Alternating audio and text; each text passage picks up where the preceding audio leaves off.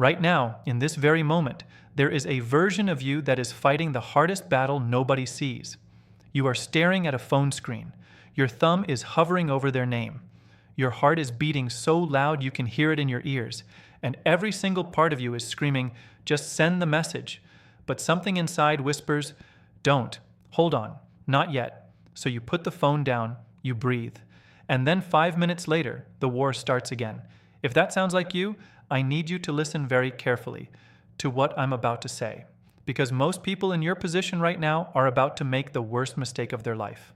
Not because they're weak, not because they don't care, but because they don't understand the psychological game that's being played, not just by the other person, by their own mind. Here is the truth that nobody is telling you.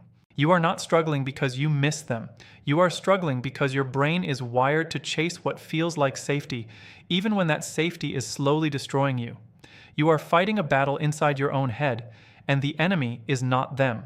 The enemy is the version of you that is desperate for closure, for answers, for one more chance to be enough. And that version of you, that version is lying to you. I know what you're thinking right now. You're thinking, maybe I'm being too hard on them. You're thinking, maybe I acted too fast. You're thinking, what if I just reached out and things finally made sense?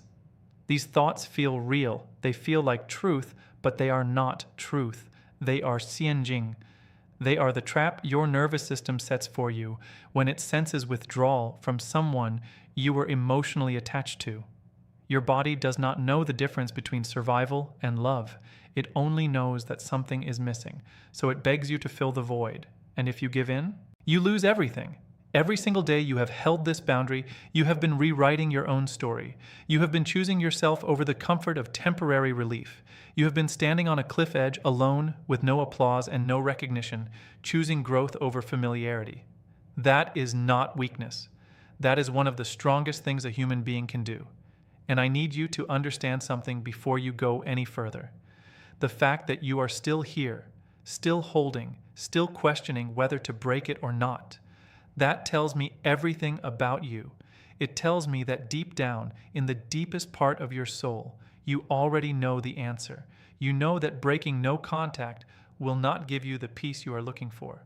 It will only reset the cycle. It will only send you back to the beginning, weaker and more confused than before. But your heart is tired, your mind is exhausted, and the silence feels unbearable. I get it. I really do. Which is why I need you to understand something that will change everything for you. What you are experiencing right now is not a sign that you are doing something wrong. It is a sign that you are in the middle of one of the most powerful transformations of your life. Every day you choose to stay strong, you are not just waiting for someone to come back.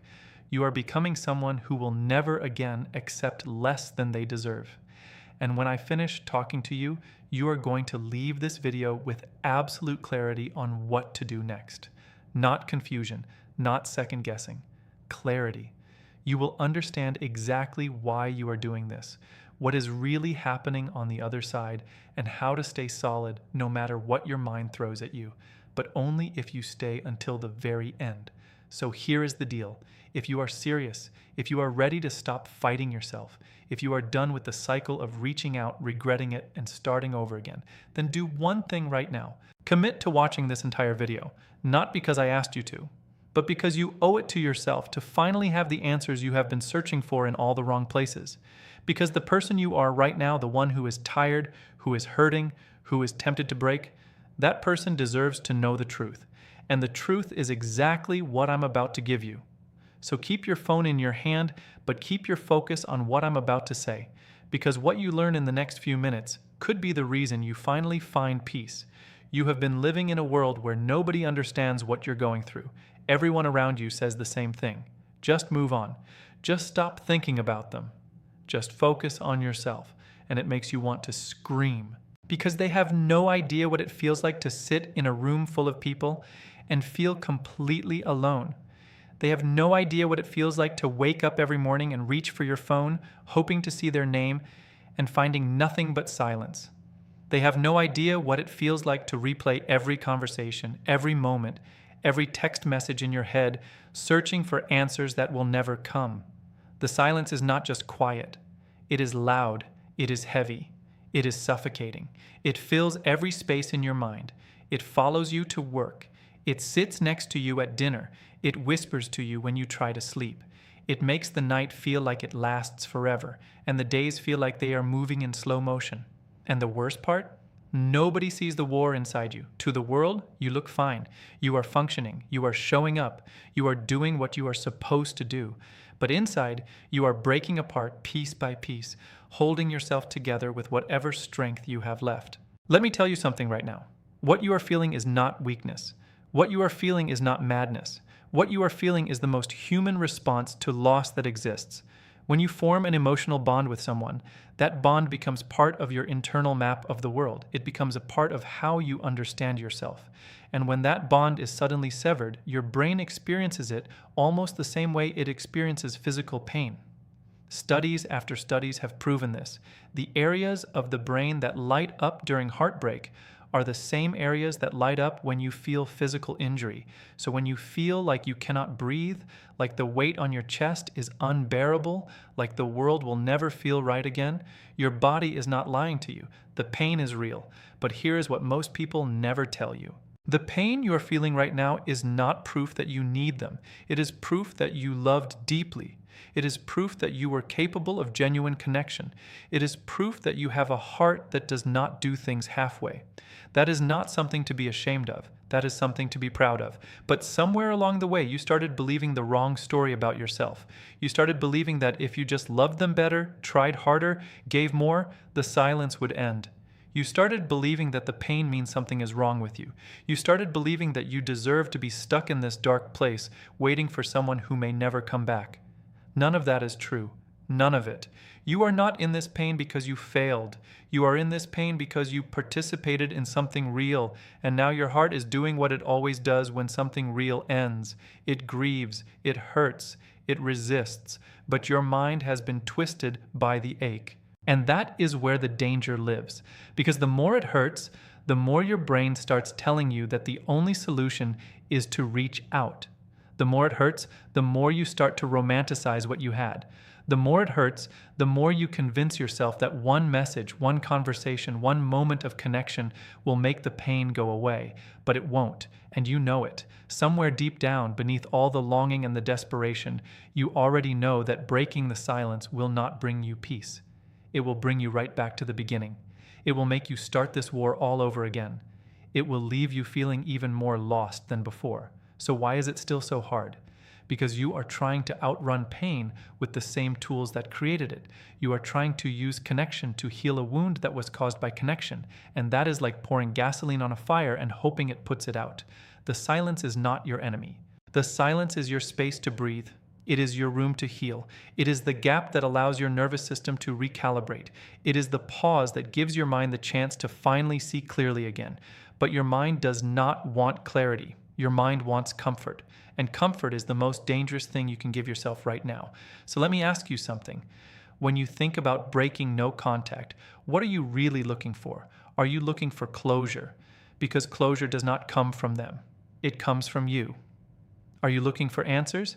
Because the only real answer is that some people are not capable of giving you what you need, and that is not your fault. Are you looking for hope? Because hope that is built on silence is not hope. It is delusion. The silence hurts because you are human, and humans were never designed to walk away from people they loved. But sometimes, the greatest act of love you can give yourself is to stay in the silence long enough to understand that you deserve more than what silence can offer. You are not broken, you are not weak, you are not hopeless, you are in pain. And pain is temporary, even when it feels permanent. Hold on. Now that you understand what you are feeling, let me tell you what you are actually fighting. Because right now you think you are fighting them. You think you are waiting for them to wake up, to realize their mistake, to miss you enough to reach out. You think your entire future depends on whether or not they decide to come back into your life. But that is not what is happening here. You are not fighting for them. You are fighting against your own misunderstanding of the situation. And until you change that, every day you spend in no contact will feel like a punishment instead of a power move. Here is what you need to understand. Not everyone processes love the way you do. Some people, when they feel themselves getting close to someone, do not lean in. They lean out. not because they do not care, but because care feels dangerous to them. Connection feels like a threat. The more they feel for someone, the more their nervous system tells them to run. This is what psychology calls avoidant attachment. And if you have been dealing with someone who goes silent when things get real, who pulls away when you get close, who seems fine after months of no contact while you are falling apart, this is the reason. It is not about you. It never was. Let me say that again. It was never about you. When someone with an avoidant attachment style feels pressure, they do not open up. They close down. When they sense that you need them, they do not show up. They disappear. When the relationship starts asking for real intimacy, they do not lean into it. They find reasons to leave. This is not a choice they are making consciously. This is their nervous system working exactly the way it was programmed to work, usually from childhood. Somewhere along the way, they learned that love was not safe. That closeness led to disappointment, that depending on someone was the fastest way to get hurt. So they built walls, thick, invisible walls that keep everyone out. And when you came along and started getting close to those walls, their system sent out an alarm. It said, "Danger, get out, do not let them in." And they listened. That is why they could walk away so easily. That is why the silence does not seem to bother them the way it bothers you. That is why they can be in a relationship with you one day and act like you never existed a week later. Their brain is protecting them. But here is what you need to understand about protection mechanisms. They do not feel the way you feel. They are not sitting in the same pain you are sitting in, not because they are heartless, not because they do not care, but because their system has literally numbed them to what you are experiencing right now. The depth of feeling you have, that is your gift, that is your strength. But when you are dealing with someone who cannot meet you on that level, your gift becomes your weakness. Your ability to feel deeply becomes the thing that keeps you stuck, because you are out here feeling everything for both of you, while they are somewhere else, protected behind walls they built years ago. And that is the trap. You keep trying to break through those walls with love, with patience, with one more chance, with proof that you are safe, that you will not hurt them, that you are different from everyone who came before.